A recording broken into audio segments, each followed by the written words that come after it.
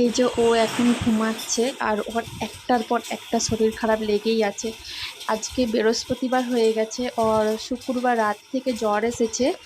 আর এই ভিডিওটা করা উচিত হয়েছে নাকি আমি জানি না, যদিও ঘুমাচ্ছে। এখন মানে যেটা ঠাকুর হয়েছে বলে, যেটা মিনমিনে বা হাম বলে, সেটা ওর হয়েছে।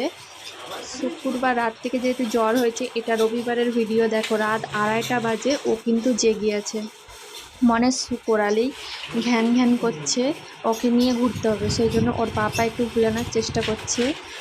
দেখো ওর সঙ্গে একটু খেলছে, একটু ঘুরাচ্ছে। এতটা রাত হয়ে গেছে, আমরা যদিও বাইরে একটু লেট করে ঘুমাই, মানে 1টা 1:30 2টো এরকম বেজে যায়।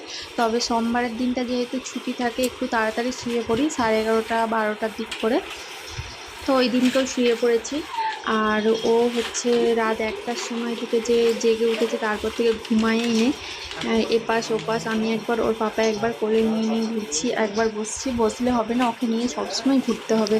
মানে প্রচুর পরিমাণে জ্বর হয়েছে। প্রথম দিন শুক্রবার রাত থেকে যে জ্বর এসেছে, এই দেখো ফুল প্যান্ট পরিয়ে দিয়েছি, আর ভেতরে একটা জামা আছে এবং ফুল হাতা জামাও পরিয়ে দিয়েছি মোটা।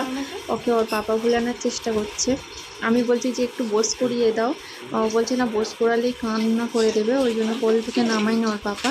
আর ওর এত গরম প্রচুর পরিমাণে, আমরা বিছানাটাও করিনি, আর ওর জন্য বিছানা করে দিয়েছি যাতে ওকে না ঠান্ডা লাগে। প্রথম থেকে ওর বিছানাটাই করি, গরম পড়া থেকে আমরা সেইভাবে বিছানা করিনি, নিচেতেই শোয়ার চেষ্টা করি। বিশেষ করে এই কটা দিন তো একদমই প্রচণ্ড পরিমাণে গরম। এটা হচ্ছে রবিবারের ভিডিও, মানে শনিবার রাত্রের বেলা ওকে জলপট্টি পর্যন্ত দিতে হয়েছে, এত প্রচুর পরিমাণে জ্বর এসেছে। আর একটার পর একটা শরীর খারাপ লেগেই আছে। প্রথমে জ্বর হয়েছে, জ্বর হওয়ার মানে বুধবার দিন অবধি জ্বরটা ঠিক হয়েছে। আবার এই গায়েতে ঠাকুর হয়ে গেছে, আজকে 2 দিন হলো। মানে বুধবার মঙ্গলবার রাত থেকে অতটা সেইভাবে জ্বর আসেনি। আর মাঝখানে হয়েছে আবার সোমবার একটু, ওই কী বলবো, হাওয়া বাতাস বলে যেটা বাচ্চাদের এখন, ওটা শরীর দুর্বল থাকলে অনেককে চোখে চোখে রাখাটাই বেটার। কিন্তু কীভাবে কি হয়ে গেছে বলতে পারবো না। প্রচণ্ড পরিমাণে হাঁ হাঁ করে কান্না করেছে সারা রাত থেকে, মানে পুরো এতটুকুও মানে নিচে বসে না পর্যন্ত, সবসময় অল টাইম এপাশ আর ওপাশ। আর সবসময় ভিডিও করা সম্ভব হয়ে ওঠে না যেহেতু বাচ্চা কাঁদে। দেখো আমি আরেকবার দূর থেকে দেখিয়ে দিচ্ছি এখন কটা বাজে, এখন 2:30 বাজে। এরপর আর দেখানো হয়ে সম্ভব হয়ে ওঠে না। তো ওকে একটু বস করিয়ে দিয়েছে, আর ও মাঝে মাঝে একটু কান্না করছে।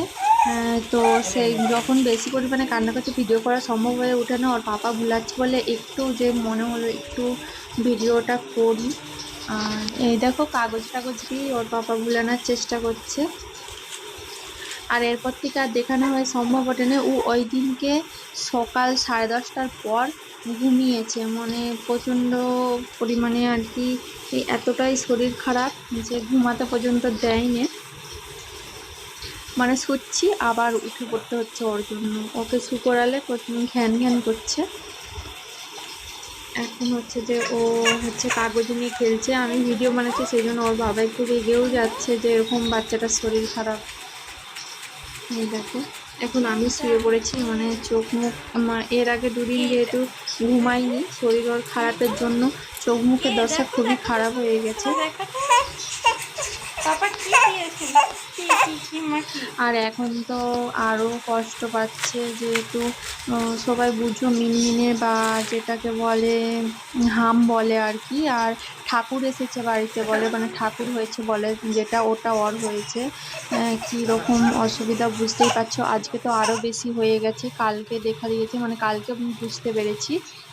এখনও মানে শরীর প্রচুর পরিমাণে দুর্বল হয়ে গেছে, বস করালে হচ্ছে টলে পড়ে যাচ্ছে, এরকম একটা ব্যাপার। সবসময়ের জন্য নয়, মানে কিছুক্ষণ হঠাৎ করে বস করিয়ে দিলে অমনি করছে।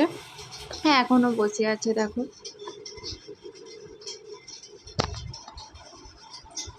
আশা করি তাড়াতাড়ি ভালো হয়ে যাবে। ওটা যেহেতু 2.5 দিনে মিলিয়ে যায় বলে, ভেতরে দুর্বলতা থাকে ঠিকই।